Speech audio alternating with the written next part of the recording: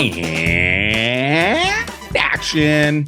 Welcome to another amazing episode of the Action Podcast. We're going back to the original format here in this episode. And with the advent of the new Ghostbusters Frozen Empire coming out, we want to revisit the classic. This has been on our list for easily over a year. And so we've been putting this one on hold, but we're finally ready to talk about it. But we're talking about Ghostbusters from 1984, directed by Ivan Reitman, who also directed Stripes, Twins, Kindergarten Cop, just to name a few. The best movie ever, Draft Day. Yeah, and Draft Day. I love Draft Day. Draft Day is like it's one of those movies like Moneyball that I can just watch over and over again and have on in the background, and it's one of my favorites. Yeah, I do love Draft Day. Some of it it's a little much, but overall it's a good idea. Beautiful. It's a perfect film. I've never seen it. I'm gonna have to see it. What? Never seen it. It's so good. It's a solid. It's so good. It's a solid film. You're gonna love it. Yeah, Kevin Costner, good film. Anyways, we digress. Yeah. Can we just do Draft Day instead? Yeah, I know. He's trying to hijack this podcast. Yeah. This is written by Harold Ramis, who also wrote Animal House. Rest in peace. Dan Aykroyd also co-wrote this one. He also wrote Blues Brothers and Spies Like Us. Solid movies. Spies Like Us was classic. Yeah. And uncredited, I didn't know this, but Rick Moranis was uncredited. Probably all of his scenes are pretty much written by him. He's awesome in this. But this, of course, stars Bill Murray, Harold Ramis, Dan Aykroyd, Sigourney Weaver, and, of course, Rick Moranis. A great cast. Oh, I forgot Ernie Hudson, of course, as well. He's the fourth Ghostbuster. And we'll talk about that later in this one as well. But the premise of this film, if for some reason you haven't seen this, Mark Mead, it's about three parapsychologists forced out of their university finding set up shop as a unique ghost removal service in New York City, attracting frightened yet skeptical customers. So this is this is I don't agree with that little tagline there, because it wasn't the people weren't skeptical of them. It was like the Environmental Protection Agency and the mayor at first. No, they were surprising actually how quick they called them. Yeah. These three guys. Yeah. But this, I feel like this movie was spawned. I don't have any evidence of this. This is just my own analysis here. I feel like this film was spawned, this is a half kind of Saturday Night Live alumni film and also National Lampoon alumni film. You know what I mean? I feel like this is kind of a hybrid of, all right, guys, we've graduated from both of these beginnings of comedy, and now we're all bigger stars. Let's write something to where we can a vehicle to really kind of showcase our humor and kind of crush it. And I feel like Ghostbusters is this baby of that. And again, you have Harold Ramis and Dan Aykroyd sitting down together and all right, hey, Dan Aykroyd I think had the original idea, and then he brought in Harold Ramis. I think. Don't quote me on that.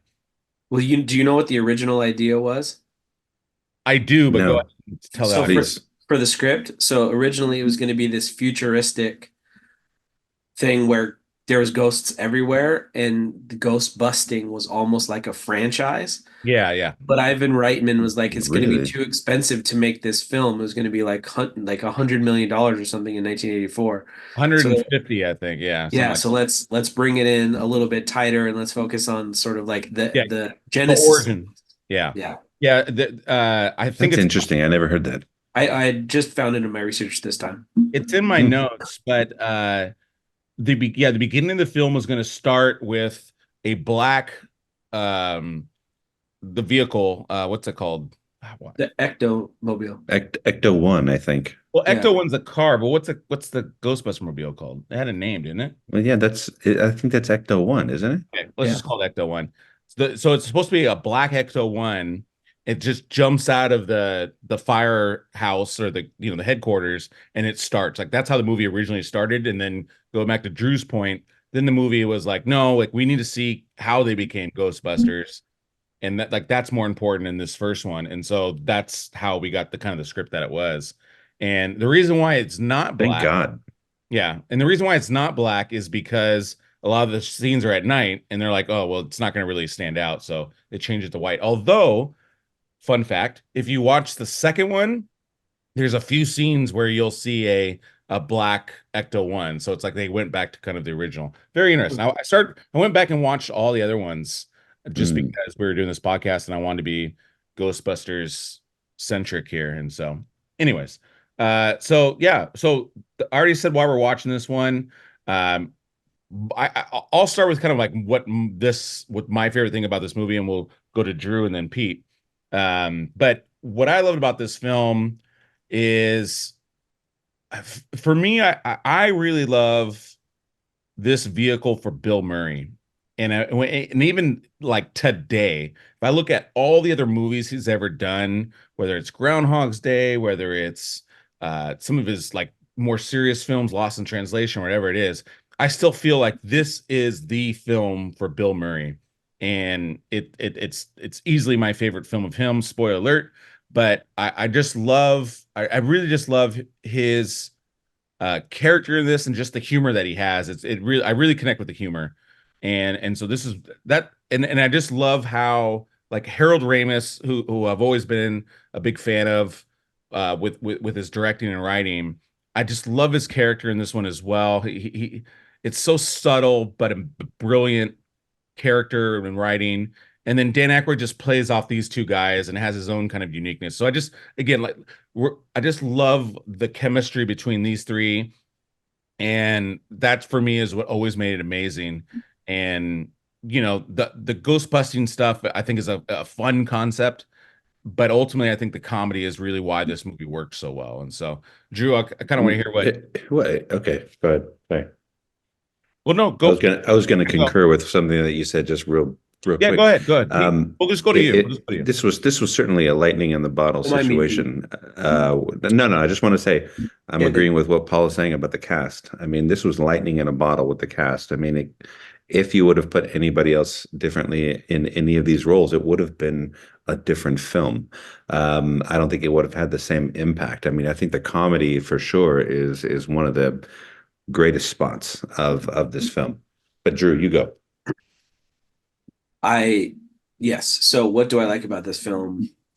So this is one of those, and we've talked about a few of these ones, right? Like we got to do Star Wars together. This is one of those films that is one of the most important films of my childhood, one of the most important movies of my childhood. This Yeah. was admittedly, again, before I would say I got into films and movies, but this is one of those ones. And right back when we were kids, like it was VHSs. Like this was one of the 10 to 20 VHSs that we had, and just watched it till it wore it out. And Sure. it Yeah. was, No, you had to get a new one. yeah, I mean, this was that one of those movies for me. And it had been a while since I had seen it, but it's one of those movies that like you just remember the lines no matter how long it's been, because it was just part of your DNA. So for me, it was that. I agree with you. Like it was fun going back and seeing it because Bill Murray was always amazing in this. But going back and really paying attention to some of the other characters this time, I had a really, really fun time. To your point about Harold Ramis in this, he's amazingly understated. So And good. one of the things that I read that about him in this is that he made it a point. He said he's never going to smile. And if Yeah. you watch it, he never once cracks a smile in the movie. Yeah. To go through the entire movie with these guys and never crack a smile is genius in and of Yeah. itself. And His just kind character of, does smile though, but not because of a response from what anybody says, like a comedic thing. He does smile. I've seen what him point? smile in this movie. No, he It was smiles in the second one, Pete. no, it might be the Egon. Egon. No, Egon, I'm going to take some of the things back that I said about you. You've earned it. I think he had a little bit of a grin there. No, I don't know. I re I'd I have to remember look. I remember him smiling in this movie at least once. I thought the first time he smiles is in the second one, where it's like, "Do Egon. Ray Egon," and he smiles, and that's the change of character. And then he smiles again throughout the second one more. But I thought that's kind of like the character growth. But we obviously we should have done more research on this. But Well, keep going, Anyway, Drew, because right now I know I'm it's going fine, through and the movie I in my don't head. want to tread too much on probably a lot of the other categories that we're going to talk about. Hmm. This is one of the most important movies in my childhood, and the chemistry between these people, as you already alluded to.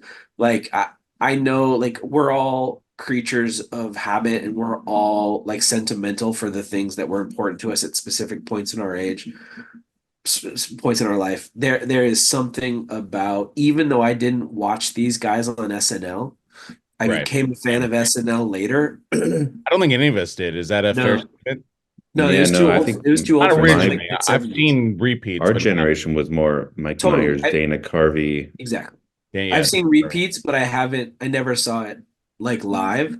yeah, But it's one of those few ones where they kind of transferred as a troupe and started, mixing and matching, some of them doing these then films, like you said, kind of graduating into it, that yeah. you can't fake that chemistry that they already No. had. Yeah. And so it makes it special.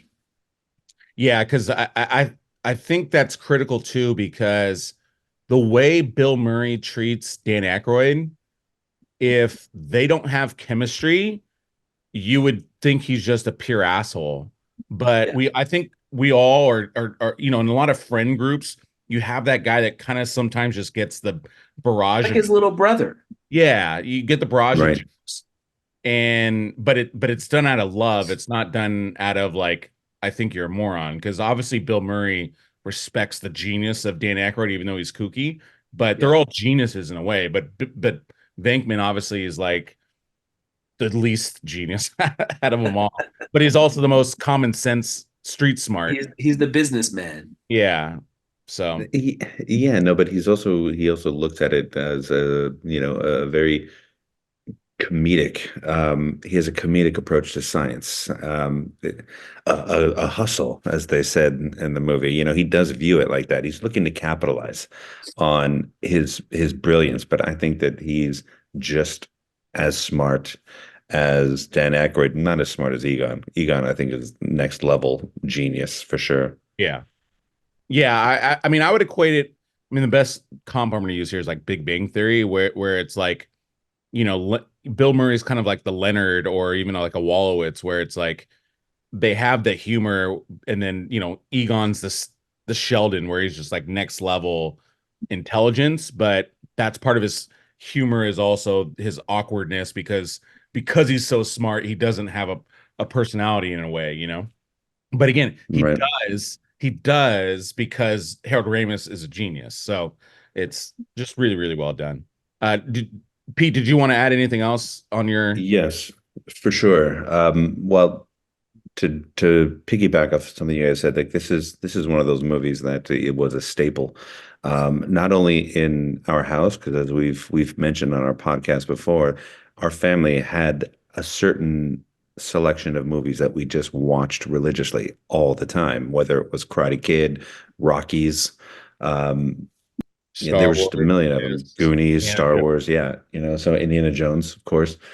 This was certainly among them, but this was also a movie that was a staple with all of my friends. Yeah. We quoted this entire movie and we incorporated the quotes into our daily life, um, almost to the point where we were almost using it as a test to see who else knew where those lines came from. And if they Who else is knew that it was cool? from, yeah, if they knew that it was from Ghostbusters, we knew that we could hang with you and we knew that you were cool. It was almost a test in a way. It was a gauge to see if you were cool enough to hang out with us cool crowd. You know what I mean? But Bill Murray makes this movie.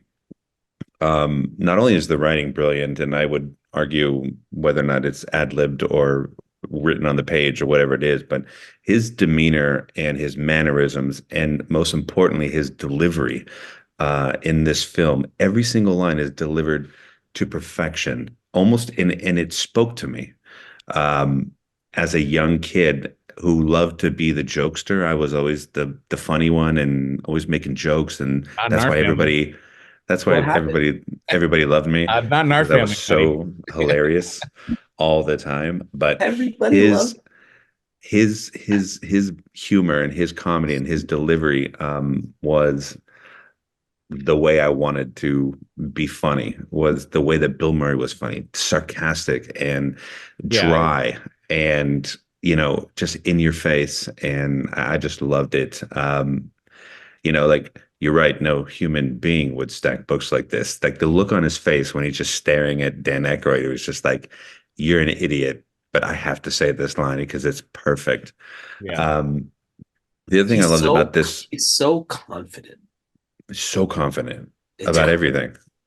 Um, the music of this movie, not only the famous Ghostbusters song, but each song in there, if you really listen, is actually written for this movie. It's almost like a very Rocky-esque sort of soundtrack where they are writing about things that are happening in the movie, but then the score itself is really quite brilliant. The Do you know way who did it the it score? no, who did it? Elmer Bernstein. Really? Yeah. One of them Bernsteins, huh? Yeah. And obviously Elmer Um, Bernstein, a good more pedigree. known for like Westerns and what Hitchcock, right? He did a lot of Hitchcock films, I think. mm-hmm.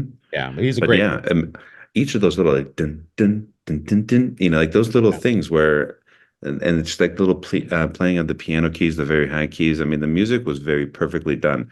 Um, I thought that an unsung hero in this movie is Walter Peck. I think he's brilliant in his limited role. Such a good bad guy. Um, he's such a great bad guy. And the last thing I'll say about why this movie was important to me growing up was, outside of like Top Gun, where I saw the first tongue kiss I've ever seen in my life, like, and having a crush on Allie from Karate Kid, like that was different. This was the first movie I think I saw a woman be like really sexy. And I remember being incredibly turned on by Sigourney Weaver as a kid. And it was sort of this Yeah. introduction into, oh my gosh, like it's not Allie who's very clean cut and she's wearing sweaters and button ups. But she's like super cute. And it's not Kelly McGillis who's like military, civilian, whatever. This was like the first time she's like wearing this dress that's like all ripped up and she's like acting all sexy. And it was eye-opening. For just that one little aspect. And it was just like, wow, I like what's happening down here during this scene. And I Yeah. want to learn more about it. I just want to apologize to our viewers and listeners. Somehow this turned into What? Pete's first sexual experiences here, podcast. Listen, when I first saw this, I was, probably like 10. You know what I mean? Things were just starting to happen. I, You know what I I mean? didn't know we are going to go down this route, Pete, of your how this turned you on when you were younger, but Things were awesome. starting to happen, Paul. Yeah, you're what, 8 years old, 7 years old? That's right. Yeah. Yeah. I started young. So I want to jump into uh, another kind of broader debate because obviously we love this one. I'm pretty sure this is everyone's favorite Ghostbuster film. But I want to talk briefly about the second film, the reboot with the all-female cast, and then lastly, because again we have the new one coming up, and then Afterlife. I want to talk about why each one worked, what didn't work, and then again why this film is the best out of all of them. I'm sure we all agree on that one. I'm going to start with the second one. I have a few. I rewatched the second one, and the second one, it wasn't as successful as the first one, but I rewatched it, It's and so good. it's so good. It's And so good. I don't understand why the second one doesn't get as much love sometimes. I love what I love. Obviously, I love the song. I love the Ghostbusters song. Bobby Brown, son. I'm a sucker for some Bobby Brown. Yeah, Uh, me too. but the only reason why I think the second one was not as successful as the first one, and I read this in one, it's in my notes, but I felt like the studio, because kids like us love this movie so much, and the first one it has a almost an adult tone, but sandwiched into, and this at the time they didn't have PG-13. This is a PG-13 film, but it was rated PG. This is an adult themed film that's sandwiched into a PG film, right? The second one, I think, because it was so successful and it sold so much other products like lunch pails and toys and Everything. everything, I think the second one tried to down, like it was less risque and less adult, and tried to then kind of make it more family friendly. And I think I don't think it needed to be risque though. No, but I like there's a scene in this one where, he gets basically, Easy. yeah, he gets attacked by a Central ghost. with the ghost. Yeah. Yeah, he's central with the ghost. And again, like First that's time I not, saw that as a kid too, and I really loved it. by the way, I totally forgot about that scene because I've seen that scene cut so many times in this film. I finally watched it again and I'm like, oh, I totally forgot about this scene. And it's like, oh, that obviously, like, I didn't know what was happening back in the day. But now I'm like, oh wow, And he what acting to be able to go cross-eyed like that? It's yeah, amazing. exactly. But I think that's where ultimately I think where the franchise I think loses itself is because it battles with, is this an adult humor film or do we cater to the family and all that? And I think that's the real struggle why this isn't like Star Wars or something like that where it's like every iteration crushes it, because this is considered a franchise, but it's not, I don't think it's a crazily successful franchise. And so again, I Mm, want to hear your thoughts on Ghostbusters as a franchise in general, and then kind of what I just said with all that. well, it's tough to just talk about the second one without really kind of going into all of them. So I'll just kind of burn through the ones that I've seen.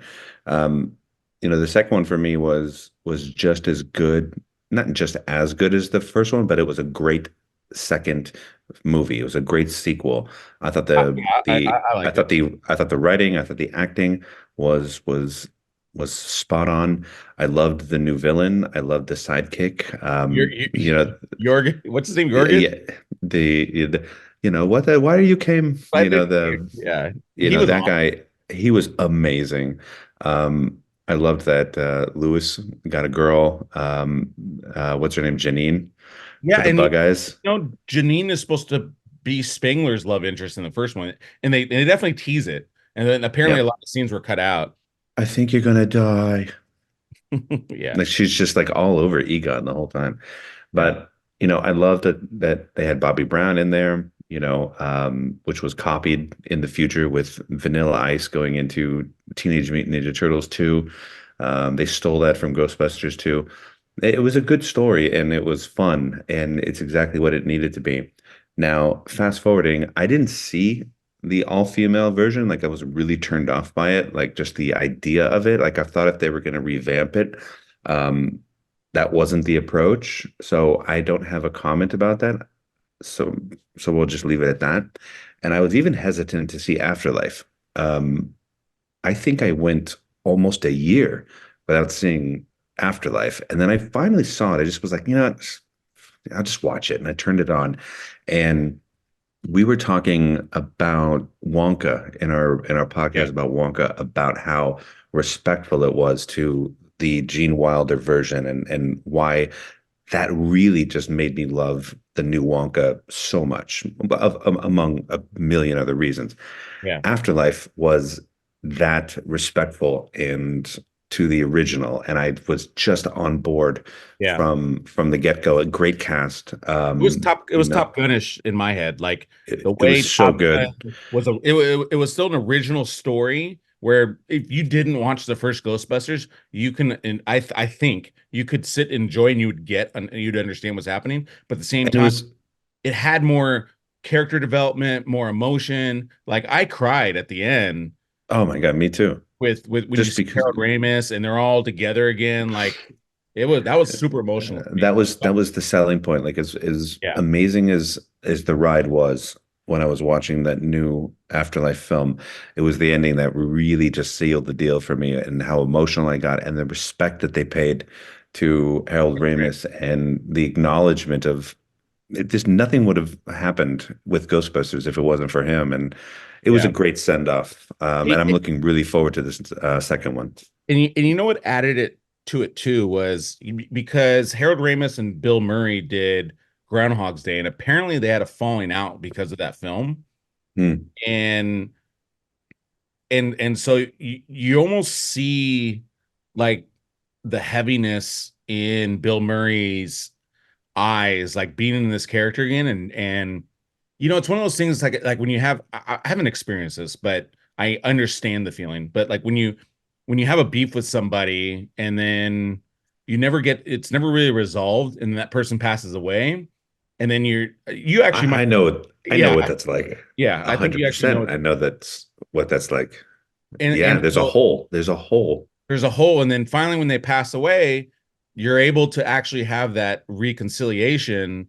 And you can kind of, I felt Bill, you could see it in Bill Murray's eyes and his face, and where he's just like, hey man, I love you, Harold Ramis, like all that shit doesn't matter. And this, like, we're the Ghostbusters, and Yeah. We're you're the my, OG. you're my brother, and all that stuff is gone, and we're here now. And that's what I thought made this other one the most so powerful. Definitely the most emotional one out of all of them. So Obviously, good. super emotional, but Yeah, if we were reviewing this one, then we would have had that scene, and the first person picked would have picked it for sure and won the category. yeah. But yeah. All right, Drew, what are you thinking, man?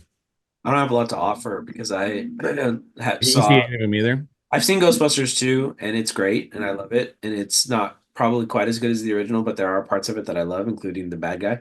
Yeah. Um, and I have not seen any of the newer ones, and now I kind of want to see Okay. Afterlife. Yeah. I haven't seen the one with Melissa McCarthy though.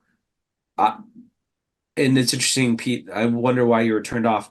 I actually kind of like the notion that they went totally opposite and went like with the female cast because for me, kind of like what you said, like how do you replace these guys with anybody modern? Yeah. And if I'm torn. anybody, I'm torn either way. Yeah. yeah, but like I will say this, Melissa McCarthy is hysterically funny, She's and gold. the rest of the a lot of the ladies in that were SNL castmates, kind of like what I was saying. They're all You gold. can't, yeah, you can't fake Yeah, that chemistry. I So have no I like real to see it. reason I why I just didn't see haven't. it. Yeah, I just haven't seen it. Yep.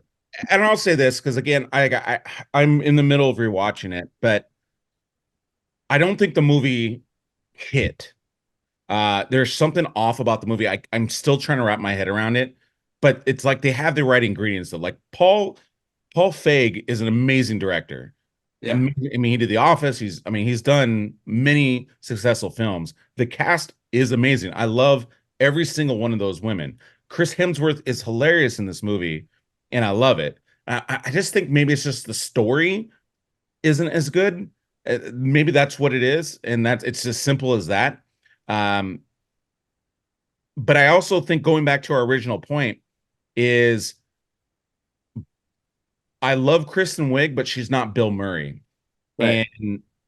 And Bill Murray, I think, is what is missing from this new iteration because I love Melissa McCarthy and she's great in this. And it's just I don't know. She's always so good. Because like She's Bridesmaids, unbelievable. I love Bridesmaids, and that worked so well. I just felt I think I just because they're trying to fit it into this shoehorn of a Ghostbusters, maybe that, and again, and the story wasn't great. Maybe that's why it didn't ultimately work. Again, I don't think it's a bad movie. Some people trash this movie, and I think that's harsh. I think it's entertaining and it's got good moments. I love Leslie Jones. I love Kate McKinnon, by the way. Kate Oh, McKinnon, she's so good. yeah, Can do no wrong. she crushes in the new one. I just think I think at the end of the day, it's just not as good as the script, and I think That makes sense. and it probably needed more time to gestate to come together. I think maybe this was rushed slightly because it felt like more of a studio film versus again like the original was a Harold Ramis and Dan Aykroyd working on this film for several years, trying to figure out what it was, and then happening. So that I again, think that's it for me for having not watched it. I think that's part of it is like because Bridesmaids is brilliant. Like that might be my favorite comedy of the 2010s. So yeah, funny. yeah, And but at this one did feel like we're not gonna, and again, admittedly I haven't seen it, but like it felt like we're gonna use Ghostbusters because that's popular and famous and people like it. We're gonna use these actresses because they're unbelievably funny and great, but not really put much thought into how to make that happen. like I'm looking Well, at and not promoted properly. Again, it's like the marketing behind it was not yeah, fantastic. like I'm It looking didn't through Rogan. really tell you anything when you saw any of the previews. Like, what's this Yeah. about? Yeah. What's the motivation behind it? And so kind of got turned off a little bit by it, Yeah, which like is unfair, admittedly. Paul Feig Well, wrote this with Katie Dippold. I don't really know Katie Dippold what she's done. She did Heat, she did Parks and Rec. So she's a good comedic writer. But I think Kristen Wiig should have wrote this, and I think probably like Tina Fey should have wrote this, who knows these people. Like to me, this is like a Should have wrote this or written this? Tina Fey and Wrote Amy this? Poehler and should have written it. should have wrote this. Should have written sounds Written. better. No? All right, Should man. have written Should this. have wrote. She should have done wrote Should have this. written this. Should have written this. Sorry. Yeah. Sorry, guys. Come on. But I mean, come on. I think my point You have is a wolf loose in there. sometimes what studios make mistakes on is they hire a writer, then they hire a director, then they hire actors. Versus again, what the original did was it's Harold Ramis and Dan Aykroyd together. They're writing this film about, and they're the stars in it. And even though Harold Ramis didn't want to star in it initially, he ended up still starring in it because he was like, I'm the best person to do this role, right? And so I think that Just crushed. yeah, and I think that's why I think we're all in agreement for sure. that's why that works so much more than the new one because or the female version, because I think if Kristen Wiig would have written it more or For had herself and her friends, yeah, I think like they did. Yeah. I think it could have had more chemistry, I think, added to it because yeah. But anyways, I don't want to talk about that much more. I just want to have a quick discussion about it. I think Interesting. that was solid. All right, so moving on. Next, we have Now we just have the entire script to go through. now we have the entire. Now we just have the entire podcast to do. No, that was a big part of what I want to talk about, though, because I think it's important when we're talking about Ghostbusters. So budget and box office. This was a $30 million. We talked earlier. It's going to be over 100 million. So it finished at 30 million, grossed just under 300 million worldwide, 243 domestic. This was the highest grossing comedy of all time until Home Alone in 1990.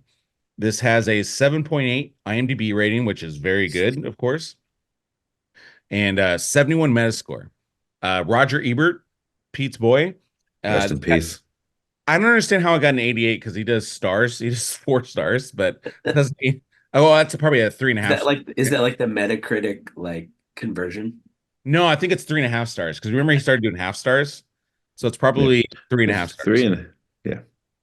So Ghostbusters is one of those rare movies where the original fragile comic vision has survived a multi-million-dollar production. That's a weird review. It's a dumb comment. Like he's such an idiot. That's like a backhanded, yeah. God, he's so stupid. Uh, He's never said anything good about great movies. No, well, and comedy is not his strength. So, Gene Might be the Siskel, least funny person alive. So What a Right. douchebag. yeah, Rest in peace. and yeah. And remember, Perfect. Roger Ebert. Whenever you don't like his reviews, just remember what he actually produced and directed.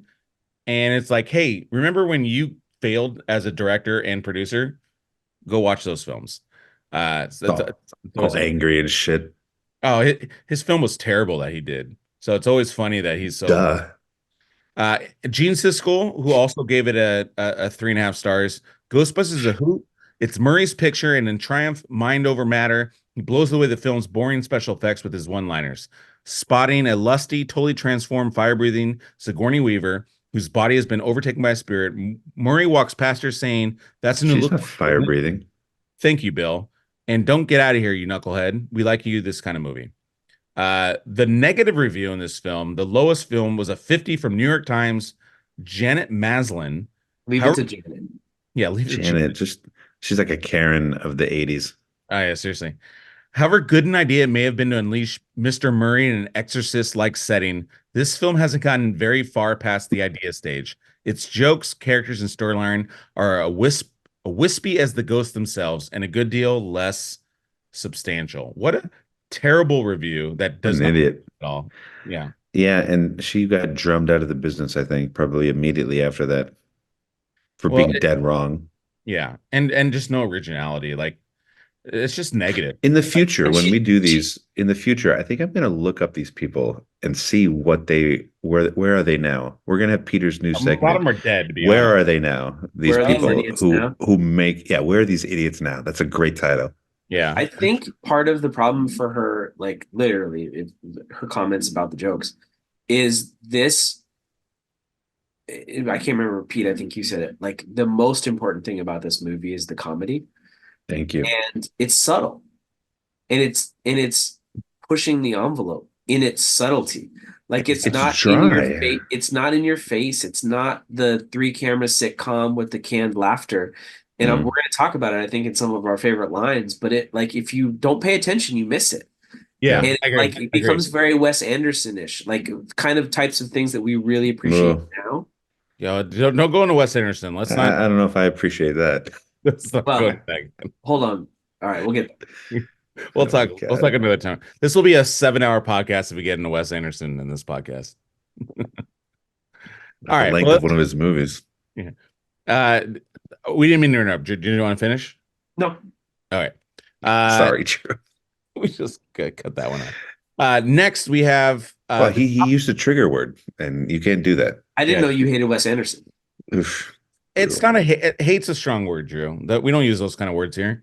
We're a very positive film. We appreciate people who make films, and we understand the effort and the time and the pain that goes into making movies. We would never bash a movie. But there, Okay. there are people that are geeks over Wes Anderson that love everything he does, and then there's other people that just don't like it. So Who aren't sophisticated we're and don't sophisticated. understand. Yeah. But anyways, moving forward, we have the Moving top forward. 5 Bill Murray movies. We'll start with Drew. Before I go, we haven't awarded any points yet. So we're gonna do. No one has a costume, so obviously no one's getting that. I Dang, I used to have a Ghostbusters costume. I'm gonna Me go. too. I think obviously because Drew has the same one I have, I'm gonna give him the point. So Drew's gonna start up. What? Over this? I love your speed. I'm not gonna lie, like that's what makes me torn. But I don't know how I can justify the fact that Drew has the same one I do, and Not give me the not point. give him the point for Yeah, it. because you guys are, boring. You guys go with the first image you find on Google, and that's it. I researched It this. was the second one. It was the I second one. struggled to find this image of Rick Moranis, of All right. Louis Tully. And then, but Pete, I'll give you a point for your explanation Oh my and history God. and all that stuff. So you guys are tied, 1-1. Exactly. He doesn't Thank even you. remember what we said. Now I I don't remember. I'm just giving a point to equal that. I'm Yeah. just kidding. All right, It'll top 5 cry. Bill Murray movies. Drew, we started with Drew, so Pete, you'll go first on this one. Ah, Your top 5 Bill Murray movies. okay. Yeah, I wanted to put in his early movies. I did not use Caddyshack, which I know a lot of people are going to hate me for. That might cost you. Um, That may cost you. We'll see. it might cost me.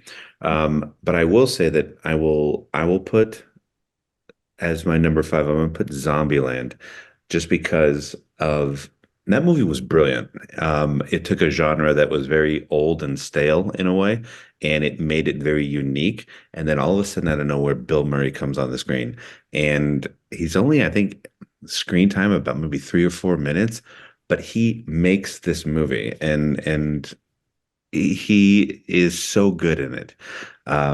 It was one of those later roles that he did that I actually appreciated. I'm not a big fan or that's not true. I'm not a big fan. That's a bad statement. I haven't really seen a lot of his dramatic works, Same.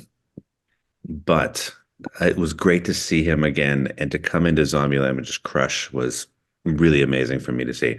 Um, Number 4, I'm gonna say Wait, what was your Kingpin. 5? I'm sorry. I don't think I heard you. Zombieland. Oh, Zombieland. Okay. Yeah, Zombieland. Number 4, I'm gonna say Kingpin. This was a villainous role for him, and it was outrageous and ridiculous and silly. But it was so Bill Murray, and I loved it. It was going to be, again, it was going to be Stripes, which is amazing and is classic, and but I just had to put Kingpin in its place because it's super great. I need to watch Number the movie again. Yeah, I need to watch It's it. it's one of the most underrated movies. It's great. Is that the It's one with Woody really, Harrelson? really. It's the Yeah. one with it's the bowling one, and it's so He's on a funny. rum I spree. get that. I get that one, and the His one with the bowling dude ball and is stuff. classic. He's so good. Again, any other person playing that role, it's almost like an Ace Ventura. Nobody else could have done that except Jim Carrey. I don't think anybody could have done Bill Murray's role in Kingpin and made it successful. Number three for me is What About Bob? When that movie came out, it was just incredible. He came in and you got a taste of the dramatic from him, Yeah, but I see you watched that one. him still being very silly. And Bill Murray. Number two for me is Ghostbusters. Even though I think that his Upset alert. performance makes the movie, and there's no Ghostbusters without Bill Murray's performance that we see. His best movie, I think, is Groundhog Day. I think the importance of that movie, um, the meaning behind the movie, and what he had to accomplish to do that role as Phil, um, that movie changed a lot for me about how I viewed Bill Murray and what he can actually be capable of doing as an actor. And then later on, he Yeah, became a very I agree. dramatic actor. What he did in Groundhog Day was you saw every type of acting, and he just It's absolutely in a way, it's a crushed. perfect comedy. In a way, it's a perfect romantic It's one of the comedy. best things ever that I've Yeah, seen, and it's one of my favorite movies. So for sure. We'll definitely be reviewing that one. It's one of my favorite. All so right, good. Drew, what do you got? Our lists are very similar. So Mm. I wanted to throw one of the early ones on there just to give him credit. Meatballs I watched recently, that he's great in that. So good. Like Stripes, but what I'm number five for me is Caddyshack. It's classic Chevy Chase. Like, so I wanted to pay homage to some of his early ones, and so I'm throwing Caddyshack on there as a ridiculous. He's ridiculous in it, but Yeah. it's um You're an old timey guy. I mean, you and Paul have the old I, timey podcast, Well, so and what I I would assumed you would have done this. what hurts him in that film is that it's such a small role. I mean, I yeah, think he literally has 10 minutes of screen time in that movie. yeah. So that's what But it's hurts. impactful. It's No, no, people 100%. only talk about that role, and they Oh, talk about he's hilarious in the Dangerfield. film. Yeah, Yeah. they talk about Dangerfield as well. And But spoiler, it's on my list. I'm just saying why it's not like one or two on anybody's list is because it's a 10-minute role Exactly because of that. And versus that's why I struggled with not giving one of the other early ones, but it just he is iconic in that. yeah. yeah, That's ridiculous it is.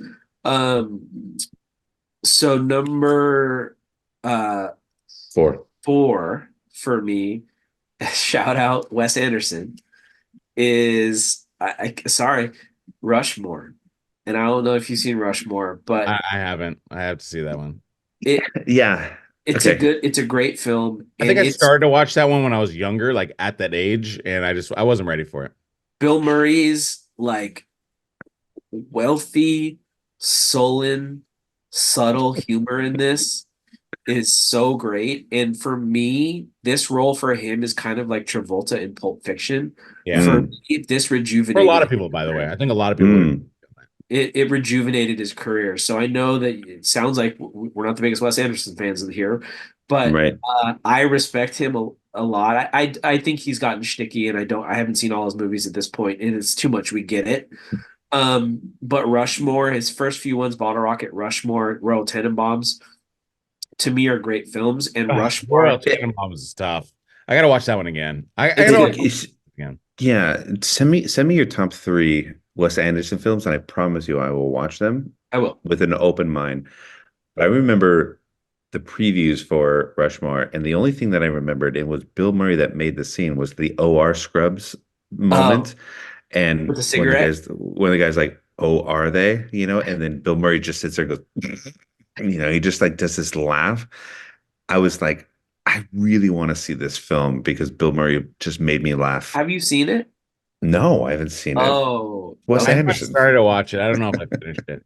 I It It's my early it's 20s. I'm in my 20s. I'm hopped up on Michael Bay, you know, the Yeah, you were Armageddon. Bruckheimer and I'm a huge You need Bruckheimer you guy need in to the watch you need to watch Rushmore. You will no, love all right, Rushmore. What I else? agree. I need to. Bottle Rocket, Rushmore. I heard Bottle Rocket's really good. I need to watch that one for sure. Have you and you have seen Royal Tenenbaums or have not? No. I know I started it. I couldn't Royal finish it. Tenenbaums. But Those two. again, that Okay, was Royal 21-year-old Paul. I think Tenenbaums. that watched that one. I need to watch it as You well. guys won't like you won't believe like as good as Bill Murray is in Rushmore, almost as good in Royal Tenenbaums, maybe better is Gene Hackman. He's amazing. Oh, who's so good? He's so good in it. Who's retired? Yes, he's Because I try to watch he's Royal Tenenbaum. He's amazing. Grand Wow. Budapest Hotel as an I adult, didn't. Yeah, and I was just like, I don't his get. only recent one that I like is Moonrise Kingdom, and Yeah, Ed Norton's That's amazing. I yeah. don't think I heard of that. But Pete didn't like Asteroid City though. He just watched Asteroid City. God, Asteroid City was the worst thing I ever saw. And I Yeah, don't like the I Bash didn't watch that movies, yet. but I still need to watch Jesus that one. Christ. I But didn't you get didn't that motivate movie me. I haven't even a watched little it yet, bit. but you didn't motivate me at all to watch that one. At the end of the movie, you're like, why? What was the point of this movie? Sounds like the stop motion review of mine. There wasn't a story that needed to be told in this, whatever. So All right, number so three, number three, Drew. number three, I have Lost in Translation. Is that Wes Anderson? Yeah. No, Sofia No? Coppola. Ah. Oh yeah. Thank God, I love her. She's um, Love her. it's amazing, and it's kind of like right after Rushmore. He was nominated for that, no? Yeah. What's that? Scarlett He was Johansson. nominated for that. Yeah.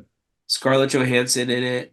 Him. Not only is it funny, it's really sweet and tragic, and visually stunning.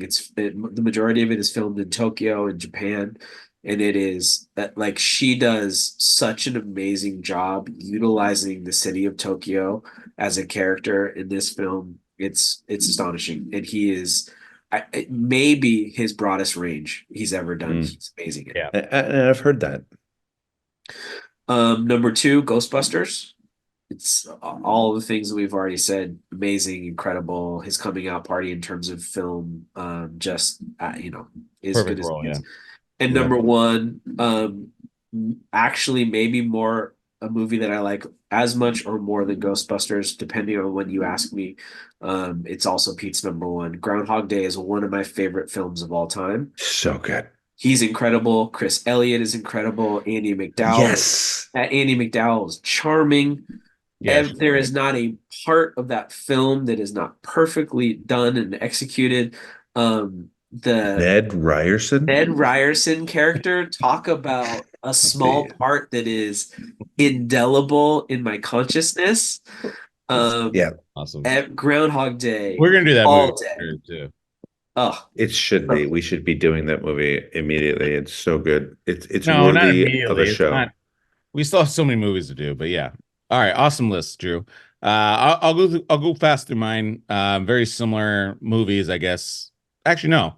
I have three movies that nobody picked, but my number five is Caddyshack. It's number five. I think the role is greater, but because again, limited screen time, I put it number five. But again, he's brilliant in Caddyshack. Number four, I put Stripes. I've seen this film a couple times, and again, this to me is like You mean Flamin'? He's so good in that movie. I really wanted to put it on the list, but Stripes is just again a great vehicle for him and his comedy, and he really fits it. And again, like I know obviously a lot of people love his newer stuff and the Wes Anderson stuff and all that, but I just personally love the humor stuff. And Stripes to me is really classic Bill Murray. Saturday Night Live and Harold Ramis.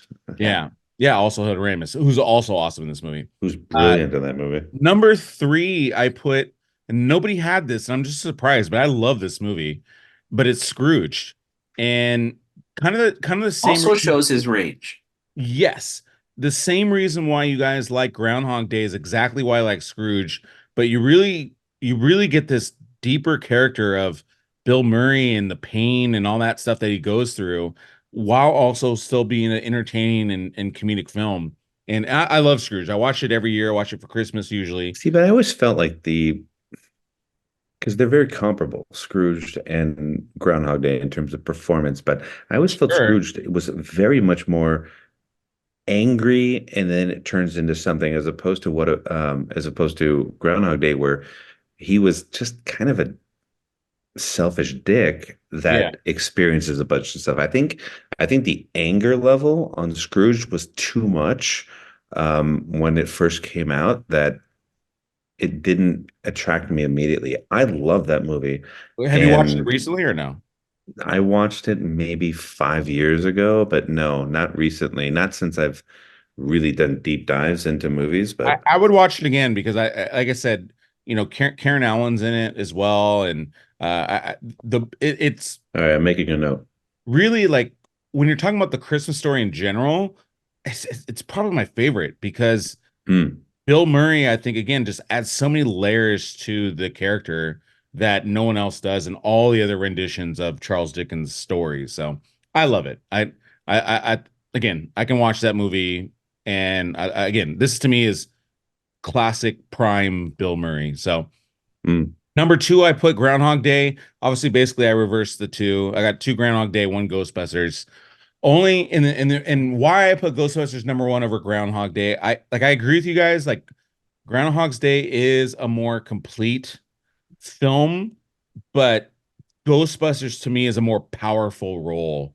And again, we're talking about a franchise versus a one-off. And to me, when you can ignite a franchise, I got to put you number one because it's just more relevant. And Sure. Bill But if you Murray, ever, to me, Bill Murray is the Ghostbusters. sure.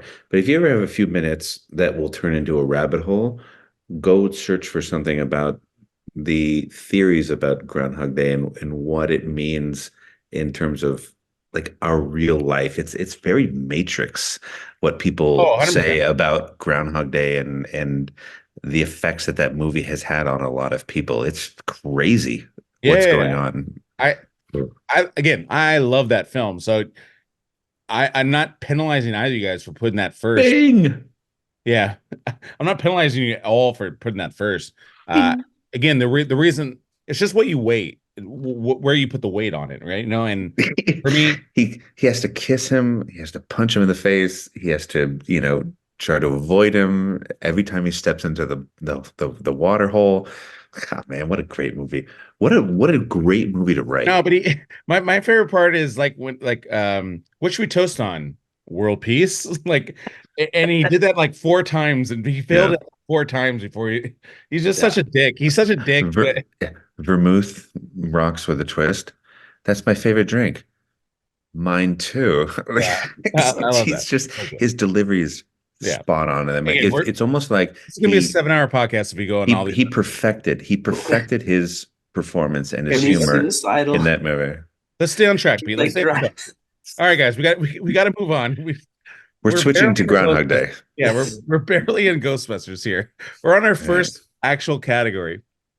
I We're, blame you two. We're we're an gonna hour move. 15 in, by the way.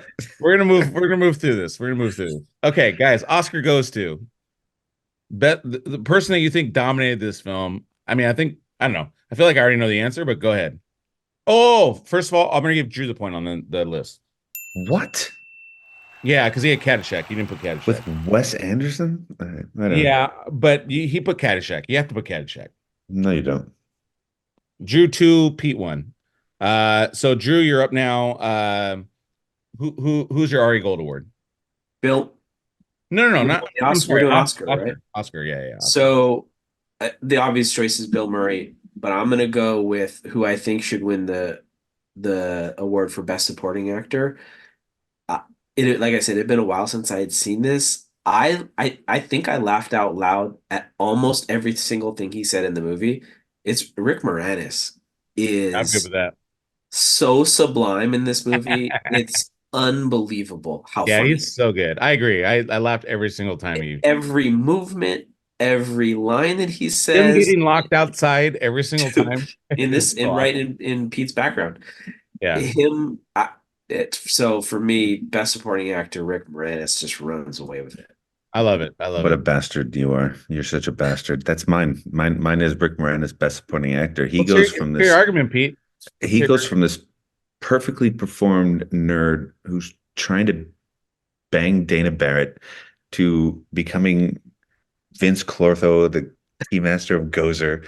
And like Drew was saying, everything that comes out of his mouth is hilarious, and it's timed perfectly and it's performed perfectly, especially when he's being, he has these moments when he's transformed into Vince Clortho where it's like he's angry and his eyes are red and he's growling, but then all of a sudden he's being examined by Egon and they're like, "Do you want some coffee?" He's like, "Do I?" And like, "Yes, have some." He's like, "Yes, have some." He just played that role to Rick Moranis is perfection. a genius. He really is a He genius. and then Oh, in he's so good. number two, he also he has a very He's, limited role in number two, but he comes in, he just crushes Oh, they a did scene. He just so comes in and well. nails it. They did so well with him in the second one. Again, this is why I think the second one's more underrated because He's the they, hero. He's the he's the Samwise hero. Gamgee of Yeah. of Ghostbusters too. But when he's shooting at the end and he thinks he did something, he's doing nothing, and then it He's collapses and everyone's pumped. like, "I'm a Ghostbuster." It's an awesome moment. But again, it's set up with the whole first film. Like Oh man. it's just such an underdog, and I'm so pissed you got called on first, Drew. I Damn know. it. yeah. Unfortunately, because of that, Drew literally is going to grab Yeah, that. Drew's got to get that point. God damn it. I have no argument. Again, obviously, I think the easy choice is Bill Murray, but Sure. Rick Moranis is again. I think Rick Moranis is also what separates all the other films from this one is Rick Moranis. Like Chris Hemsworth is a close second. Um, and even the younger one in Afterlife. Again, I feel like I'm talking to wall here because you guys haven't seen these, but um Sure. Rick Moranis is just next level. And again, obviously he goes on to star in other movies, but at this time he's still kind of an unknown. I think he was on Saturday Night Live, but he's still moving his way up the ranks, and he's a side character in Is he on No, I don't think he SCTV? was. Yeah, no, he was SCTV. Okay. SCTV, right, right. It was him and Martin Short, no, on SCTV. Yeah. Yeah, but they And both went to Saturday Night Live though, because that's where Mm, Lauren Michaels. I don't think Rick Moranis was ever on Saturday Night Live as a cast I thought he member. was a writer. I thought he was a writer. Oh, maybe. uh, Anyways, awesome. So Drew gets the point, 3-1. A We're gonna jerk move that Drew to is. so this one won't be a point, but we're gonna have a quick discussion, quick on this one. But give me the Ari Gold Award for different castings. So this one we already mentioned. This they already had in mind the cast because this was written by Aykroyd and Ramis. But Winston was originally meant to be Eddie Murphy, and the role was supposed to be bigger. And of course, Eddie Murphy was on Saturday Night Live with these guys, and he declined the role ultimately. And this, I mean, you're talking about a major moment in movie history because adding Eddie Murphy, you're talking Beverly Hills Cop Eddie Murphy, 48 hours. Like this is Eddie prime. Murphy Raw. Yeah, Eddie Murphy raw. I mean, Eddie Murphy is the number one superstar, I think, at this time. And to add him to this group, uh, I personally would it have worked or not? I don't know, but I'm all for that. I would have loved, in no disrespect to Ernie Hudson, but I would have Who is loved, great. I would have loved to see Eddie Murphy go punch for punch in this role. Um, Harold I, Ramis again. I'll go through it, then we'll talk about the Eddie Murphy. Harold Ramis only intended to write the film. He decided to play Egon because he felt he was the best person for the role, which I agree with. Like he's perfect for this role. Gozer was really originally going to be played by Paul Rubens, who is of course Pee Wee Herman. Pee-wee. He turned down the role. In the original script, Gozer took on the form of Ivo Shandor, the Ghost Building's architect who started the original Gozer quote, Obviously. who yeah, resembled from the Tobin Spear Guide. We know yeah, about him. he resembled a pale, slender, unremarkable man in a business suit. Gozer's Who final have been doing his laughs. Wouldn't have worked. yeah. Gozer's final form was described as David Bowie meets Grace Jones. Which is perfect. Yeah. The role of Peter Venkman was really written for John Belushi. He died as Dan Aykroyd was writing the script. And I then wouldn't Michael have worked. Keaton, this is the interesting one. Michael Keaton was turned down both the roles of Venkman and Spengler. He would have been interesting. He would have been good because he's very comedic. I mean, he was a stand-up comedian, of Yeah, course, very early on, and did a lot of very comedic movies. But but his I wouldn't trade him from Bill Murray though. no, but if there was a close second, it would be him for sure because Oh, he has 100%. Yeah. timing and he has delivery And the in it confidence. And he's and the amazing actor. confidence. Yeah, and he's brilliant. So that I I that would had have been heard really interesting. I had heard one other person that was originally going to be. Did you hear who was supposed to play Rick Moranis' character first? uh John Candy. oh, I didn't hear that. And Yeah, that'd be different. he was like making too many demands about like he wanted to play as a German, and they went. I mean, I What? think obviously it's the best thing that could have happened. They went with Rick Moranis instead. That Uh, just would not have worked. but yeah, It's just different. I don't know whether or not it wouldn't have worked. It's just he different. could have been bumbling like Rick Moranis is when he's going around the. It would have But been completely unbelievable that somebody like that would be trying to be with Dana, and Yeah, but he's got that it good just wouldn't have rant. Like worked. John Cannon was very good Mm. at ranting. So like I don't know. I think it would have His been roles are very work. specific, and this would not But have worked. Rick Moranis, yeah. we Sometimes it all just agree Rick Moranis can't be replaced. yeah. All And right, so, again, it leads up to the sequel even better because Rick Moranis crushes in the sequel too. So so So, Eddie Murphy. yeah, going back to Eddie Murphy. I Talk about Eddie Murphy. it's so interesting to think about. Like I'm not obviously glad that John Belushi died at all, but if this would be a completely different movie if he had been in it rather than Bill Murray. To think Yeah. about the possibilities of some of these I other don't think it would have people. been as successful. No, not at all. Like I don't think he could have toned it down enough. Mm. What I will say is that Eddie Murphy is super interesting to think about, like what we missed by him not being in it. Yeah. But at the same time, I'm not sure it could have. I don't know that he and Bill Murray could have coexisted. Mm. They both Right. demand That's the they both biggest. demand Yeah. so much presence and they have so much confidence. I'm not sure it would have worked. And that is saying this as a person that Eddie Murphy is my favorite comedian, my favorite stand-up Yeah. comedian of all time. I love him. I think he's absolutely the funniest man maybe that's ever lived, but I'm not sure it would have worked. But I would have loved to have seen them try.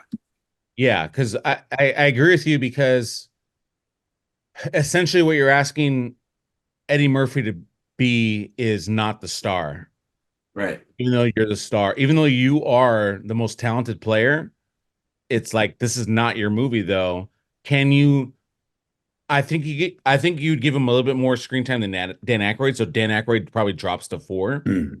Even Harold Ramis or Harold Ramis, right? I guess Harold Yeah. Ramis would be 4, Aykroyd 3, Eddie Murphy would be 2, and you'd bump him up to 2, so there'd be a lot more comedy with him. Obviously, you'd introduce him originally. I think it would be a mistake to bring him in like you did with Winston, or I'm sorry, with Ernie Hudson, like where he's like, "Hey, I'm just looking for a job" type thing. I think that's too late to introduce him. No, and that's my point. That's why I would not want, and I'm thankful that it didn't happen because it would have taken. Forget about the performance. The performance by Eddie Murphy in this role would have been great. The Yeah, question is about the story. The way the story is laid out right now is perfect.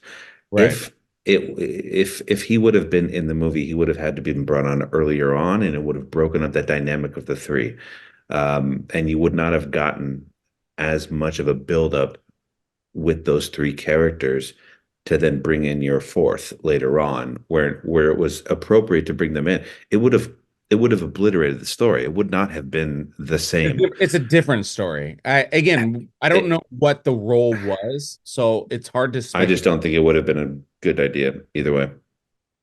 We'll never know. Again, I think that's what makes it such a great is because I don't know. Again, there's a It's part of me tough to that take a movie that I look at as perfect and yeah, say, well, what if we did this? And I'm like, well, Agreed. that completely changes this It movie. does. It's no longer this movie, right? It's now you're Right. talking about a different movie. The story would And be thank God. 100% different because, like I said, Eddie Murphy is not coming in as the four, which is what Ernie Hudson is. He's Right. coming in as the two, and Well, maybe one B. even the one B, right? And that's it's a different script, and so yeah, it's hard to fathom that because it's like He would have had to been 1A because at that time he was no, he the was king. not yet. Bill Murray was still higher, but again, Mm, it's one A, one B. Like that's what we're talking about. He's one B. And the question is, would it have worked? Because again, he did, I think, I don't 48 know. hours, I think, right around this time. No, he's at Saturday Night Live at this time.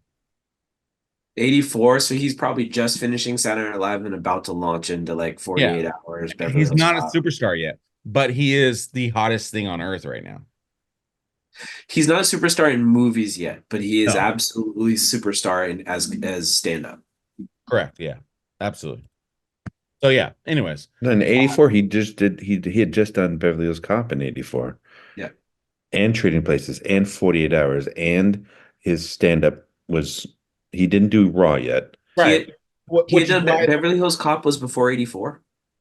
It was yeah, in '84. it's 84. Yeah. I don't know the release dates and stuff like that, but even his roles on Saturday Night Live and what he accomplished as, you know, That's why we're one of saying the, I think he's 1B. I think he's 1B. And again, even mm, if I say I would 1A, argue he would have needed to be 1A, and that would have made it a completely different movie. Not that he wasn't That was deserving my of it. point. He deserved to be 1A at that time. He was much bigger, only because of what he had to accomplish to be that number one person at that If time. It was a if Bill completely Murray different path than Bill Murray had to do. He didn't have to deal with oh, what but Eddie with this, Murphy had to deal I with. think with this story, because I don't think, again, I think Bill Murray, you already have that established character with Peter Venkman. I think you have to write him as a 1B. And again, Mm. whether or not he would be willing to accept that, that's really where it's about. But it sounds like probably he wasn't willing to accept, oh right? yeah, Because he yeah, declined the role. yeah, he declined the role. So yes, ultimately he didn't want it. So all right, let's move on because we still have a little bit. Point Peter, or what are we doing here? Yeah, I'll give you a point, Pete. You said no points Really? for that one. Yeah, you said no points for that one, dude. I'll give you no, but Pete No, really no, won. no. It's 3-1 Drew right now. It's I have full confidence in my in my selections for later. No. Pete had a good discussion there. 3-2, 3-2. I don't agree with that. All right, I'll take your point away then. Taking my point away. It's 3-1. 3-1. All right. Next we have Ma the Meatloaf. Ultimately, we're just gonna call it the best scene in this movie because this is a comedic film. Ma the Meatloaf is usually the funniest scene. Pete, we're gonna start with you on this one. What do you got? This is outrageous to have to choose one. so I've hard. got I've got 50. I think I'm going to go with the scene. I mean, it's a sequence, really. I mean, my favorite sequence because it's not just a scene. I think I'll have to go with Dana's apartment when Venkman has to go there initially, to check her out. Um, he walks in immediately, and again, this is very, very, like my childhood is infused in this scene because every line that Bill Murray says in this scene, we use on a daily basis. We did it at school, we did it outside of school, we did it at home, we did it everywhere. This is the moment where he walks in and he starts immediately playing with the piano. He's like, they hate this. I like to torture him. And so he just starts going through the apartment, and the whole time he's clearly trying to establish what her situation is romantically because he wants to get in her pants, basically. And then they get to the kitchen, and the way he just talks, he's like, Dana, are these the eggs? It's like, well, yeah, because there's eggs. They're just sitting right there on the counter. It's like it's obvious, but he's trying to be a scientist. He's trying to be professional, but he's also trying to like withhold the boner that's in his pants at the same time. And then she's like, you come all this way. Can you just go check the fridge? He's like, I'm gonna check the fridge. Good call. He's like, yeah, I'm gonna agree. So he's like checking him out, and then Oh my and God. yeah, look at all the junk food. And then, he starts into this whole spiel about like, just like, I'm going to go for broke. Um, he's like, I'm just madly in love with you. And she's just outraged. She's like, will you just get out of here? And he's like, and then she threw me out of her life. He starts talking in like this like narration voice about like, this poor dejected guy who just got rejected. Yeah. And then So good. he turns, he's like, I've got it. And she's like freaking out. And they go through the whole, he's going to prove everything to her. And at the very end of the scene, it's just like she's about to slam the door and he pops his head. He's like, no kiss. It just, the way that entire sequence plays out was absolutely brilliant. And each moment that he was trying to accomplish something, he accomplished it. And it's one of my favorite scenes I of the think movie. arguably it is the most charming scene Yeah, in like cinematic history. because Like, he's clearly sleazy at the beginning, but then he turns on the charm at the end, and but he kind of hooks you even in. as a guy, you're just like, man, like he's so like he's so He's witty. relentless, Yeah, he's and relentless. he's quick. Well, Yeah. He's quick. what's interesting about it too is because he is very sleazy in this movie, right? And he's even sleazy at the beginning, but it becomes clear that this woman is his kryptonite. Like this isn't somebody that he can just spit his normal game at and attempt to Yeah. like she is too good for him. She knows it. He knows it. He's still gonna go for it, but it's like the one part of the movie where he's less confident. Right, Yeah, because he 100%. starts off the scene with his normal sort of shtick, and when Yeah. she's like, "You're more like a game show host," and all of a sudden he's like, "All right, now I've got a challenge," and so he Yeah. tries to up his game at that point. Um, exactly right. Well But done, Drew. I also feel too like again, you're talking like the paradigm of a character. Yes, he's a ladies' man. He hooks up with the girls. Like we see that originals, the movie is set up with him hitting on, the young college girl, right? But like to me, this is also a maturation in It is a character. star.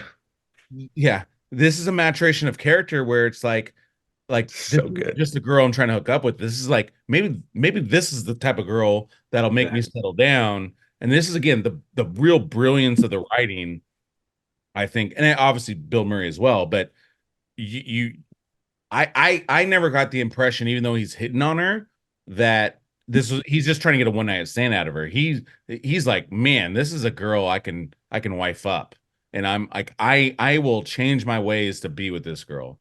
And so that to me was a very appealing part of the relationship. And then she turned into a dog. Yeah, I mean, exactly. what are you gonna do? All right, Drew, what do you got?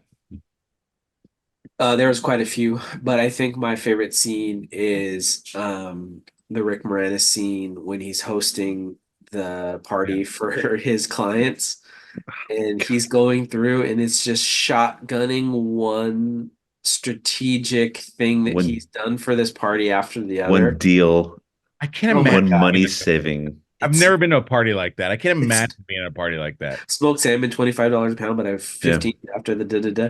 And like Like Oh, I just think like all I got I'm is friends with my tax acetylsalicylic guy. acid. yeah. I'm friends with my tax guy. I can't imagine going to a random tax person's party. Like, hey, and it's just all clients, so you don't know anybody going to the party. I know you do your own taxes, but you shouldn't. And I feel Yeah. like like that's an '80s thing too. Like, I don't know. Do any of you guys go to a party where you know no one at the it No. no, party? it feels like a very 80s, 90s Seinfeld, like where you Yeah, just how did we end up in this place where nobody like I yeah. don't know anybody? That's a good, And he's good and he's reference. so excited when Ted and Annette Fleming show up. Like he's Yeah, just so pumped up. Yeah. we It's don't do yeah, that no he more. you can tell that he it's funny because he references earlier like and who knows whether you believe him or not. You're kind of disposed not to predisposed to not believe him. But these aren't my real friends. These are my clients. But he is so like he still loves them. Like Yeah. you said, like when the Flemings showed up, like he was so excited, wants to connect them with each other, wants to get everybody else to get deals with each other. Like, how can we But all but serve they're each the other? reason for his success, which gives him his confidence, right? Like Yeah. the only reason why he feels confident enough to go talk to Dana is because he has a successful accounting firm and he's got all these clients. We should Um, dance. he's yeah. We should. It's just so anyway, it's Okay. charming, it's endearing, Yeah. it's he just his absolute quick rapid fire brilliance, like Yeah. line after line. I Oh, just gee, I think all I got is acetylsalicylic acid. I can get 600 capsules of this and, for the same for price half as the 300 price for the of main brand. yeah, It's good it's just advice, good financial advice. And he always throws in that little tagline at the bottom. He's like, hey, it Yeah. makes financial sense. It's good advice. You know, like, Yeah. oh, yeah. Well, I think that's He's such again like a wheeler dealer, that guy. I think that's what we're talking about. but Like, I not think when they casted him, he rewrote a lot of what his character was, and they're like, "That's brilliant. Yeah, let's do that." That's because again, he's uncredited, right?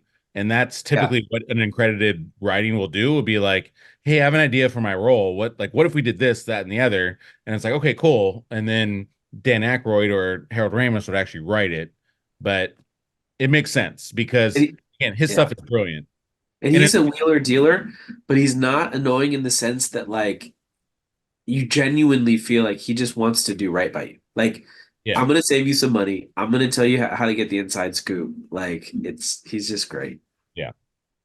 Awesome. Well, I love both your scenes. In a perfect world, you guys would both get points, but that's not how we play this game. Pete, I'm gonna give you the point because that was actually the scene I had. I think that movie sets the tone for the whole movie, and it's such a brilliant scene. And we even talked about that too. Like they hate this. Like I don't know. I like to torture him. I like to torture him. And we were in a I don't know band, why in high that's like. school. And so we did that before every rehearsal for our Yeah, band. Zach Yeah. would just like play those two little keys and go, they hate this. I And hate. like that's how we started I don't know. every It might be my rehearsal. favorite line, but it's I so like to torture stupid. him. It's so That's stupid. right, boys. Yeah, He's such a douche, like in that moment. But then he gets yeah, called out on it, which is why the scene is so great. yeah. All right, next. To Drew's point. This is gonna be a doozy, and we're gonna start with Drew on this one. But line, please. What's your favorite quote? Good luck on this one, trying to figure out Are we one. doing one and then like underrated, or are we doing Yeah. So do okay? do Oh, we're the doing do your underrated too. top, Okay. do top and under. So my Do your number quote. one is sentimental in part. Oh, and before I forget, just do your one. Do both. You do your best, then do your underrated. That way, you don't Sounds like good. feel Yeah, yeah, pain. yeah. Makes sense. So All for right. me, my favorite quote is unbelievably short. It is very sentimental for me because it is just one of those things that I remember laughing Go on. loud so much as a child because I was young and I didn't get If to you watch if it. if you take my line, I swear I'm never talking to you ever again. At the very end, after everything goes crazy, they're covered in stuff, and Rick Moranis, boy, superintendent's gonna be pissed. Like he comes to, and his first thought is like how upset they're gonna be about the building being destroyed. It's Who just does your perfect. taxes? What's that? Yeah, it's just a perfect line. That whole scene is classic I Rick remember Moranis. laughing out loud as a kid when he says that. Boy, the superintendent's gonna be pissed. It's a great line. His delivery is perfect too because he's just like he's so in that moment, like you're talking about. He's just like looking around, like has no idea what just happened No, to him. like, the world almost just came to an Oh my end, but God, what the fuck? It's so good.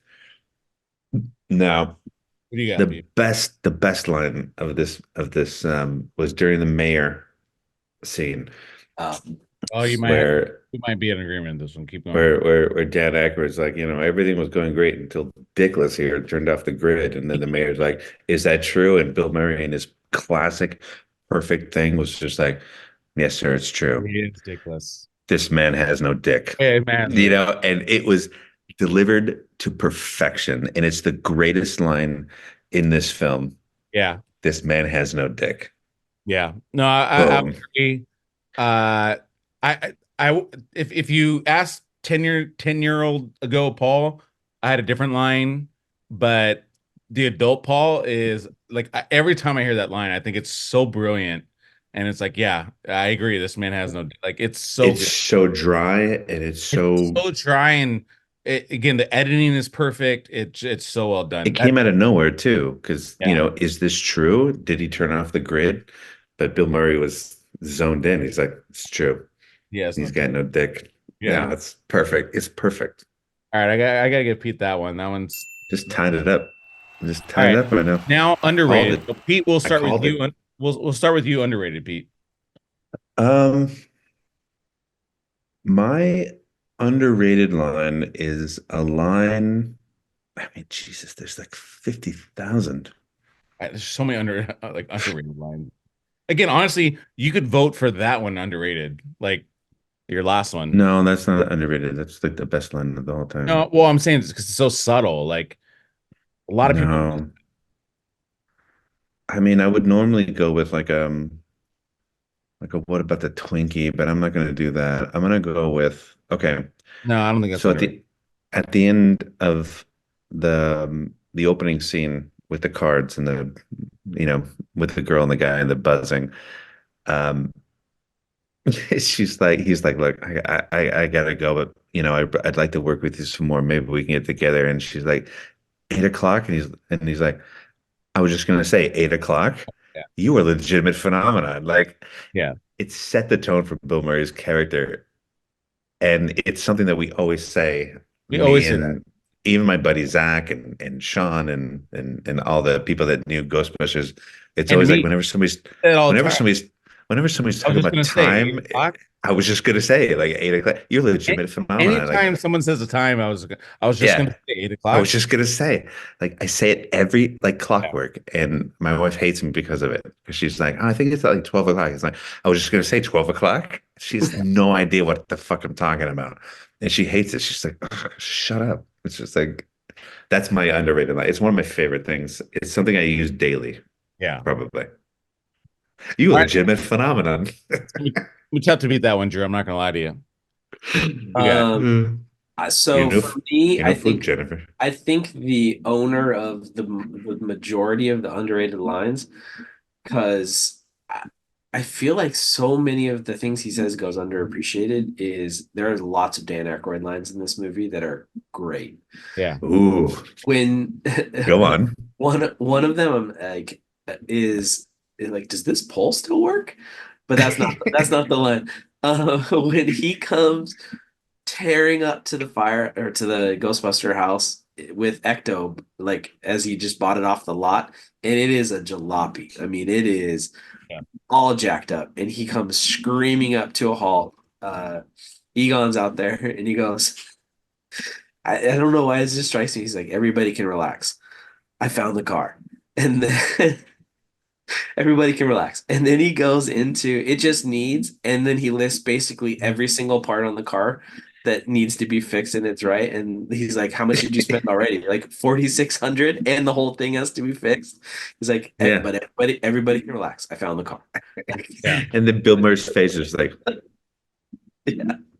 needs shock brakes, brake pads, suspension, needs new Yeah. transmission. Yeah, that's so good. Yeah. Yeah. I love that line. Yeah, I mean, I would agree with Pete. Like that definitely was one of my favorite. Um, I love Back Off Man. I'm a what does that say? I'm a scientist. I'm a scientist. Yeah. Jeez, my writing is so bad. Yeah, Uh, you was talking about the roaches up on 12. yeah. Yeah. I love that line. One of the favorite, it's not a line, but just one of the favorite parts of the movie is when Egon is like he has the stethoscope and he's listening to the table and Bill Murray just drops the book while he's listening to Yeah. the it's just again just like subtle There's little just hints so of many. stuff. Yeah. There's so Uh many. Nobody even said like what was it? It's so stupid. It's a throwaway line, but like the they're all through it, but that's what's brilliant about throw it. Egon, I'm gonna take back some of the things I said about you. You've earned it. And then they cut over to Dan Aykroyd real fast, and he's like really into it for some reason. He's not even involved in the conversation, but they cut to Dan Aykroyd in that moment, and it's brilliant. I He's have so happy. somebody Like blows he their nose, wishes he had that candy bar. somebody blows their nose and you want to keep it. Like that's just that was in the beginning, like just again, real Blah, throwaway blah. line. Yeah. I'm always serious. Again, just a He's just subtle one. like, dude, I can do this whole movie. Like I can do a one-man show and do this whole movie. I just love it. Uh, generally, you don't see that kind of a behavior from an appliance. Oh, A from a major major appliance. appliance. It's From Yeah, a such major a good appliance, line. yeah. it's so good. But again, yeah, this movie's No, okay. My second like sneaky line is when Bill Murray just gets slimed, and Dan Aykroyd's on the thing. He's like, "I'm with Venkman. I'm with Venkman." He's talking to Egon. He's like, "He got slimed," and then on Egon on the other end of the line, he's like, "That's great, Ray. Save some for me." It's like yeah, because that's so Egon. Egon just he would be like, "Yeah, all save that science. for me. I want to analyze it, and I want to do all this stuff with it." That's That's great, why. Ray. Save some That's for me. why.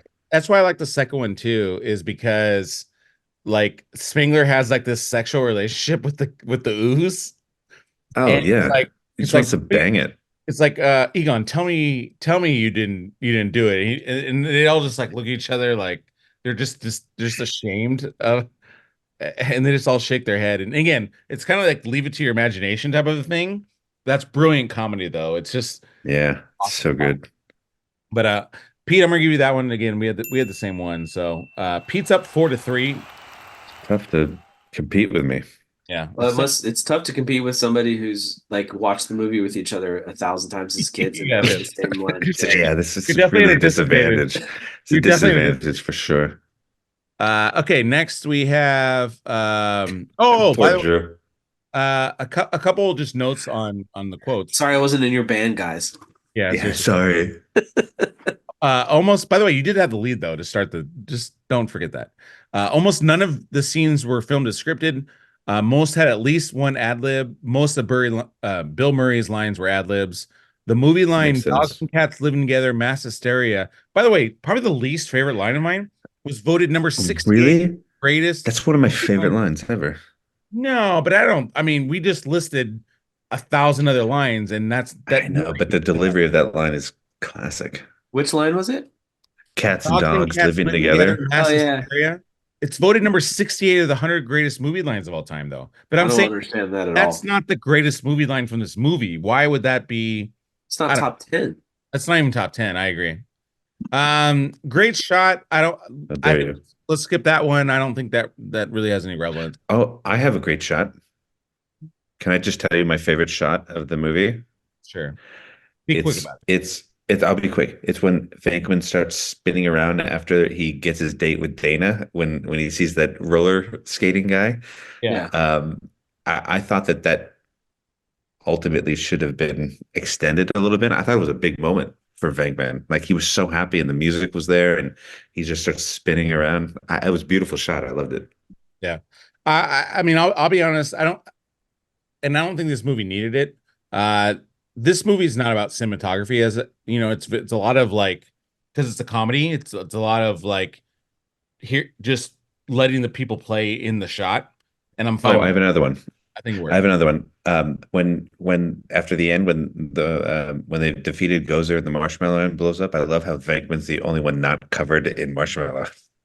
Yeah. That's probably a Bill Murray thing, That's honestly. awesome. I think one like is one of the most mature shots in the film because I agree they don't there's not I don't think a huge premium on the cinematography is actually the very first scene where the librarian is like going downstairs and it's Yeah. like very dank and like musty and then And the you're card following her. following her and then the cards start coming out of the thing which like I have to put myself back in 1984 That was um a trip to see for the first time. as That a was kid. really First time I crazy. saw it, I was tripping out. So like that And to even me when is the they most come, probably mature cinematography in the film. I like that a lot. yeah, You and, know, and I even when agreed they with get, you. That was amazing. and even when Damn, I they think get Drew in, just got a point. but even when yeah, I will give him a point. Even when Wasn't for a point. the Ghostbusters, yeah, but you earned it though. Even when the Ghostbusters though, like they go down there as well. It's I agree. 4-4. Like that's the probably the most articulate cinematography in that film. It's like they'll choose to take from the other angle and reveal them, or they'll go behind them, and they do a very good job of like masterfully like giving you information when you need it. Like it again, it's very But it's you're immediately enclosed and you feel claustrophobic It's immediately, and they it's really hey, scary bring you even into when they're that. being Drew, funny. good It's still job. Way They to really steal a bring point you. there on non-point. God damn it, you Yeah. stupid Drew. All right, so we're 4-4, guys. We're going into we're going to director's chair. I don't have anything, guys. What would you change about the film? I the only other thing the only thing I would say would be the Eddie Murphy thing. I'm curious about that as a But that's not part of the film. it's not part of the film though, but that would be my I have direct. two. All right, go for it. Drew, do you have one? Should I And go I don't want first to or hear does any Pete go first? Pete goes first on this one. Okay. I go first? Okay. I mean, again, there's is nitpicking. Like, there's only two things that bothered me ever with this film. I'll go with the very end when Marshmallow Man blows up. There's so much time in between the destruction of Stay Puft and when Walter Peck gets obliterated by a bunch of marshmallow. It just bothered me that so much time passed. The Yeah. cops are like running by him, and like, all this time, and this big marshmallow thing just falls on him. I didn't like that. I like that he, got his his due, Definitely. but Yeah. I think it could have, been edited a Sure. little bit quicker. Yeah, you're probably right. No argument. Do you feel better about yourself? You My the only and I agree like it's a borderline perfect film for what it is, so I don't have much to quibble with. Thank you, Drew. But back to the and obviously besides visual effects, obviously the visual effects right. Yeah, yes, the for sure. But I mean it was 1984 and they're on a somewhat of a budget. But what I was gonna say is like the scene we were talking about earlier where he has the two college kids, the boy and the girl that he's hitting on, and the Yeah. guy that spits out the gum, which is a great Rick Moranis No, Jr. no, no. funny moment. But By the way, in by the way, that guy gives Oscar the way the It's gum comes out. spits out is so I don't even know how to underrated. do that. You can't do so that two times in a row. It's so good. It's So so good. good. But in that scene, what is so annoying is, and I shouldn't say it's so annoying, but it is so obvious to me that like, how There the you go. heck do they not realize this? Is that like Never gives the answers. the jig should be up? Is that he turns the answers around for him every Yeah. time that he's wrong, but never turns it around for her. And they just like obviously she doesn't care, but the other guy that's already mad just buys that. It's so weird. I think why we buy it is because he keeps getting electrocuted, so he's off, Yeah. and then she's not that smart. So Yeah. And we clearly see what his intentions are, yeah, No, right? obviously, but I'm just saying, like, yeah, I don't know. It's the only thing that I can. Drew, I might give you a negative point for that one. I'm gonna restrain Yeah. from it because I don't like to give negative points, but The only other one I think that, that's too that I think that's too nitpicking. the other one is a very nitpicky thing as well. It's something that Dan Aykroyd says where they're down in that library at the beginning, and he goes, "Listen, do you smell something?" Like, it always bothered me that he said "listen," which is one sense, and then goes, Right. "Do you smell something?" which is another sense. It bothered me No, always. I would agree with that one. Oh, Thank that's you. not too Yeah, nitpicky. give me a but point. mine Give me a is point. Just No, give me no, that point. no one's getting points, guys. This is the worst What? fair category of all time. So let's move on because we're almost done here. And all right, so that's gonna wrap it Don't up tease for me. this film. But we've got top 5 sci-fi comedy movies. We had some debate on what to label this. wait, time out. They're comedies? I thought it was just Yeah, the best. paranormal. No, comedies. No, Top 5 dude, sci-fi. top five comedy sci-fi. Yeah. Oh God. All right, let's give Drew a few minutes. So we'll I have to start with- pee. I have to pee either way. all right, go pee and then we'll come Top back. 5. How did I miss that? Comedy sci-fis? Because Yeah, you don't 'cause, read like, our Ghost- very important Because texts. you know how Ghostbusters. So it doesn't have to be paranormal. It just has to be sci-fi. No, comedy sci-fi. Right. Right. So again, like where we were trying to group the films was Ghostbusters, like Men in Black, or You two argue so much for so long that I just Back blacked to the out. Future. Back to the Future is a sci-fi Got it. comedy. Got it. Okay. Okay, so we have top 5 sci-fi comedy films. Obviously, that's what Ghostbuster falls into. It's a very unique category. We don't typically get this defined, but Drew, give us your best. This is a category I wish I had been a little more prepared for, but I am ready to rock and roll because Okay. I actually think that there's some really good ones in here. Just And remember, a Drew, lot. it's tied 4-4 right now. So You Listen, better I'm gonna make do it the good. best I can, it's the and game. a lot of these are sentimental because I grew up with them, and they're some of my favorite movies. So, number five, Back to the Future. You maybe say the franchise, whatever, but I'm just gonna say Back to the Future is 5? very That's funny. pretty low. I'm not gonna lie. That's a You think it little. should be higher? Yeah. Okay, love that movie. It Okay, let me sounds see. sounds Spoiler like alert on Point, my list. Yeah, point, point, Peter. sounds like Let's you guys are see. gonna talk. It's on the list. Relax. he's the Back, driver's seat right now. Back to the Future, Biff, like all of them. There, it's amazing. And one of my top 10 movies of my childhood. But Another only one. five, but Um, only five on your list. this is Sci-fi comedies. this is because I believe that there has been funnier things made later. But anyway, number four, Spaceballs. Love it, love it. Mhm. Spaceballs, Yeah, good. one of my favorite movies. Spaceballs is awesome, and we'll be doing Spaceballs, and obviously you'll be a part of it. Rick Moranis, John, like the whole gang, like I so just fun. watched it too. It's so It's good. so good. So Spaceballs number four. Number three, this is the one where I'm gonna probably you guys are gonna scoff at me and call me stupid. This is where you lose. This is where I lose, but I'm standing up for a movie that I think is hilarious. I do believe it should fall in the sci-fi category, and it is underrated to a degree, but maybe the only group of humans where it's not underrated is people our age. Number three for me is Tremors. Huh. Yeah, that's science fiction. Science It's fiction, Well, science I fiction. think it's more alien though. crazy No, worms. no, How it's is but Alien not science fiction? it's Aren't 100% they alien worms though? fiction. I've never. I'll be honest. I haven't seen it as an adult. Is that a comedy though? It's very Yes, funny. it's Is it? very It's funny. very I'd funny. have to see it again. It's Kevin Kevin Bacon Bacon just and I know crushing. Kevin Bacon's in it. Yeah, I haven't it seen it in it's since worth a I was like rewatch. 10 years It's old. worth a rewatch. I would give it a rewatch. It I'll is be one right. of my Yeah, favorites, I'm adding it and to my list.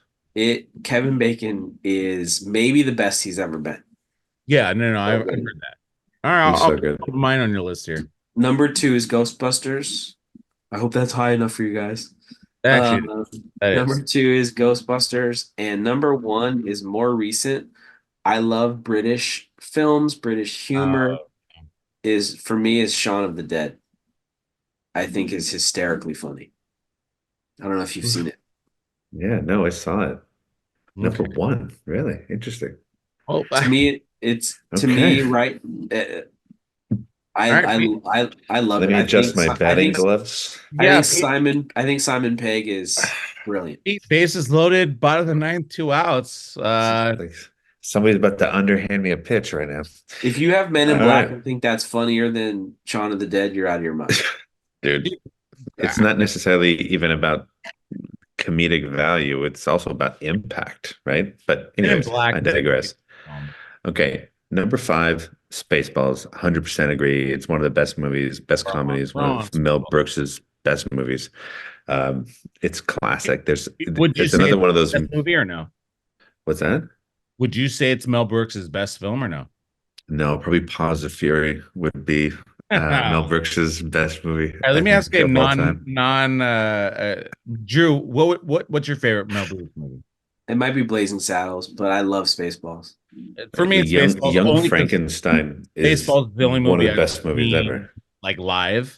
Like Mm. I saw it when it came out. I Spaceballs love was all my the first other films, It's introduction right there. Those are to, right there for me. and I love the yeah, Star Wars. I love the Star Wars parody. I mean, sure. Exactly. yeah, But that was our first introduction to Mel Brooks. yeah. Like we didn't have I love Blazing Mel Brooks. Saddles. We didn't I love, have Young Frankenstein until later on. yeah. Um, Number four for I love me, Young Frankenstein though. so good. Yeah. Number four is one of the most underrated films I think ever made. Nobody gives this movie any love, but it's hilarious in its own right. Is Hitchhiker's Guide to the Galaxy. I've It's never seen that I actually. haven't seen it. it's fantastic. It's a young Sam Rockwell who just comes in and crushes.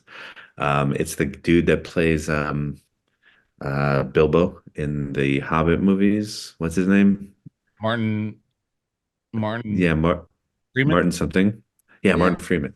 He's in it. Everyone's in it. The movie's fantastic and it's really well done. And there's a robot voiced by It, Alan Rickman, but he's Adam, depressed. You know, Okay. It's I literally fantastic. have to leave, so hurry up. Number three, Men in Black, for obvious reasons. It's like one of the biggest movies ever. Drew, why don't you Um, like Men in Black? I like Men in Black. I well, just not my top five. no, you want to talk about that, but you want to hear my point about Hitchhiker's Guide to the Galaxy? Whatever. It was a quick question. Okay, Movie number two. Number two is Ghostbusters. for It's obvious. awesome. Number one, best sci-fi movie comedy of all time is Back to the Future. It's a Yeah. perfect script turned into a perfect movie by a perfect cast, by a perfect director and a perfect writer, and it's nothing comes close to Back to the I Future. would like. It's a perfect movie. I Yeah, don't. I love Back to the Future, and I would just like to remind you too that I had 12 seconds to prepare for this. you know, Doesn't matter. I just won. I just Drew. won this shit. Sometimes Patrick Mahomes has 12 seconds, and yet he throws a touchdown. So, sometimes you gotta do what you gotta do. My list, guys, pretty similar to everybody's. My number five, and I'm not gonna say it's necessarily my number five favorite film, but almost more for its importance. But I put Weird Science because I think literally it defines the genre of a sci-fi comedy. Weird And Science. I it's not my favorite film, so I don't think it's my fifth favorite film, but I think again I think it's It important, deserves recognition. deserves recognition, and I think Weird Science is a Billion very Problems 80s, is not fun. It's very very 80s, yeah. a very Could have been 80s. an honorable mention. Yeah, yeah, yeah.